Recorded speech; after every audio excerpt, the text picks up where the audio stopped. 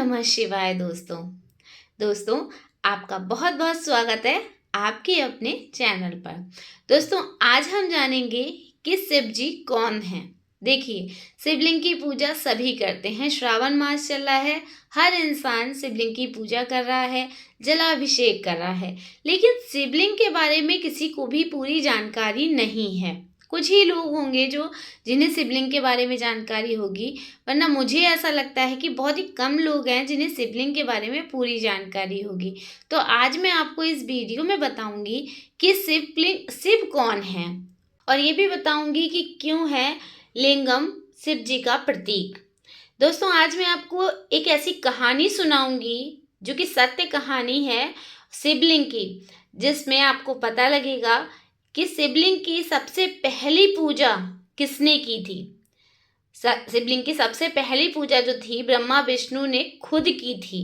ये पूरी जानकारी आज मैं आपको इस वीडियो में दूंगी, तो वीडियो में आज लास्ट तक जरूर बने रहिएगा, क्योंकि आपको आज ऐसी जानकारी मिलेगी जो कि आपने शायद पहले कभी नहीं सुनी होगी। इसलिए वीडियो में लास्ट तक जरूर बने रहिएगा।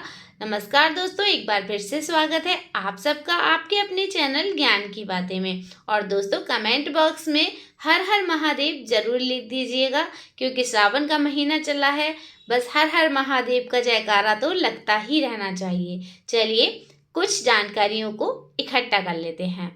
दोस्तों, पार्थिव लिंग का पूजन धन, वैभव, आयु, लक्ष्मी देने वाला होता है तथा संपूर्ण कार्यों को पूर्ण करने वाला होता है। जो मनुष्य भगवान शिव का पार्थिव लिंग बनाकर प्रतिदिन पूजा करते हैं, वो शिव पद एवं शिव लोक को प्राप्त करते हैं। निष्काम भाव से पूजन करने वाले को मुक्ति मिलती है। श्रावण मास जारी ही है। शिव भक्त श्रद्धा भाव से जलाभिषेक के लिए रोमांचित और उत्साहित हैं।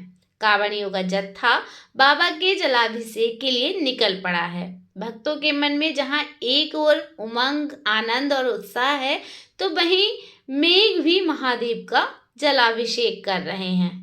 इन सब के बीच मन में एक विचार आता है कि बाबा औघड़दानी महादेव शिव के इस लिंगम स्वरूप का क्या महत्व है, और किसी प्रतिमा के बजाय शिव जी के इस स्वरूप की इतनी मान्यता क्यों है।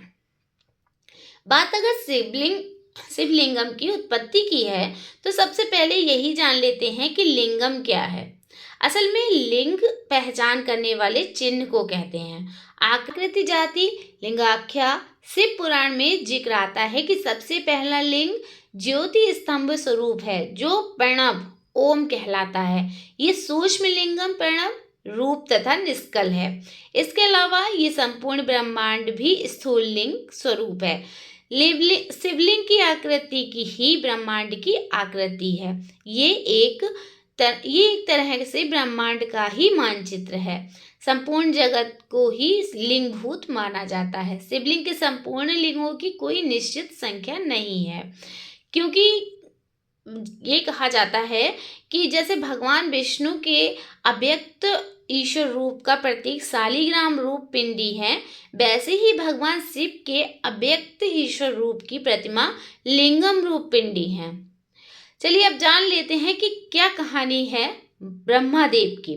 प्रयागराज में विशाली शक्तिपीठ से जुड़े कथावाचक स्वामी अखंडानंद शिव तत्व पर और गूढ़ प्रकाश डालते हुए इस अव्यक्त स्वरूप की व्याख्या करते हैं। ईशान संहिता में ये प्रसंग आया है कि पद्म कल्प के प्रारंभ में भगवान ब्रह्मा एक दिन स्वेच्छा से घूमते हुए क्षीर सागर पहुंचे। भगवान नारायण शुभ श्वेत 1000 फन वाले शेषनाग की सैया पर शांत लेटे हुए थे। श्री महालक्ष्मी उनकी चरण सेवा कर रही थीं। परमपिता ब्रह्मा को इस बात पर क्रोध आ गया कि मैं जगत पिता हूँ, उनके पास क्षीर सागर में आया हूँ और मेरा ये उचित सम्मान भी नहीं कर रहे हैं। ब्रह्मा जी ने क्रोध में नारायण जी पर प्रहार कर दिया। जब नारायण जी पर प्रहार कर दिया, तब श्री नारायण के दाहिने अंग से भगवान विष्णु प्रकट हो गए और दोनों में युद्ध छिड़ गया।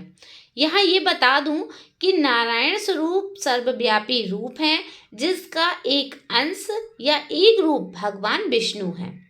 ब्रह्मा जी हंस पर और विष्णु जी गरुड़ पर बैठकर युद्ध करने लगे। ब्रह्मा जी ने पाशुपत और विष्णु जी ने महेश्वर अस्त्र उठा लिए। भगवान शिव ने ये देखा तो दोनों के मध्य अनादि अनंत ज्योतिर्मय स्तंभ के रूप में प्रकट हो गए। फागुन कृष्ण चतुर्दशी की रात में, मतलब महाशिवरात्रि जो होती है, महाशिवरात्रि को आदिदेव भगवान शिव करोड़ों सूर्य के समान प्रभा वाले लिंगम रूप में प्रकट हुए और यही काल महाशिवरात्रि कहलाया। महेश्वर और पशुपत दोनों अस्त्र शांत होकर इस ज्योतिर्लिंग में लीन हो गए। ब्रह्मा विष्णु दोनों चौंके कि हम दोनों से भिन्न यहाँ तीसरा तत्व कहाँ से प्रकट हुआ है। इसके आदि अंत का पता लगाना चाहिए। जो भी इसके आदि अंत का पता लगा लेगा वही हम दोनों में श्रेष्ठ होगा। ब्रह्मा जी हंस वाहन पर ऊपर गए। विष्णु जी 12 का रूप धारण कर उस लिंगम के नीचे की ओर चल पड़े और पाताल पहुंच गए, लेकिन श्री हरि मूल का पता नहीं लगा सके और खिन्न होकर वापस आ गए। उधर ब्रह्मा को ऊपर से गिरता हुआ केतकी का एक पुष्प मार्ग में मिला और रास्ते में एक गाय मिली। ब्रह्मा जी ने दोनों को अपनी ओर मिला लिया। ब्रह्मा जी ने कहा, मैंने ऊपर अंत तक पहुंचकर पता लगा लिया है। साक्षी में यह केतकी का पुष्प और गाय है। गाय और पुष्प एवं ब्रह्मा जी ने असत्य बोला।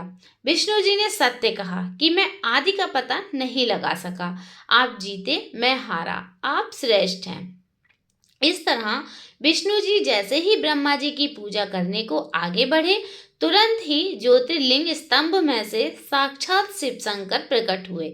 उन्होंने भौं का एक बाल उखाड़कर पृथ्वी पर मारा और भैरव प्रकट हो गए।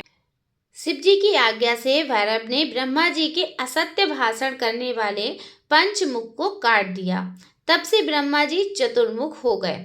शिव जी ने ब्रह्मा जी को श्राप दिया, तुम्हारी लोक में पूजा नहीं होगी क्योंकि तुमने असत्य बोला है। तुम्हारी पूजा केवल यज्ञ कर्म में और पुष्कर में ही होगी। केतकी पुष्प को श्राप दिया कि आज से मेरी और किसी भी देवता की पूजा में तू नहीं होगी, सिर्फ मंडप सजावट में तेरा प्रयोग होगा। भगवान विष्णु को सत्य भाषण के कारण वरदान दिया, तुमको ईश्वरत्व प्राप्त हो। शिव ने आदेश दिया, ये लिंगम निष्कल ब्रह्मा निराकार ब्रह्मा का प्रतीक है। इसकी रचना करते रहो, इसकी अर्चना करते रहो। विष्णु और ब्रह्मा जी ने उस लिंगम स्तंभ की पूजा अर्चना की और गंगा जल से अभिषेक किया और तब से शिवाभिषेक की परंपरा चल पड़ी। विष्णु और ब्रह्मा जी के आग्रह पर भगवान शिव जगत के कल्याण के लिए 12 ज्योतिर्लिंग में विभक्त हो गए और तभी से 12 ज्योतिर्लिंग पूजा निरंतर चली आ रही है। वैदिक कर्मों के प्रति श्रद्धा भक्ति रखने वाले लोगों के लिए पार्थिव लिंग सभी लिंगों में सर्वश्रेष्ठ है। इसके पूजन से मनोवांछित फलों की प्राप्ति होती है। जिस तरह सतयुग में रत्न का, त्रेता में स्वर्ण का व द्वापर में पारे का महत्व है, उसी तरह कलयुग में पार्थिव लिंग का बहुत अधिक महत्व है। जिस तरह से गंगा नदी सभी नदियों में श्रेष्ठ एवं पवित्र मानी जाती है, उसी तरह पार्थिव लिंग सभी लिंगों में सर्वश्रेष्ठ है।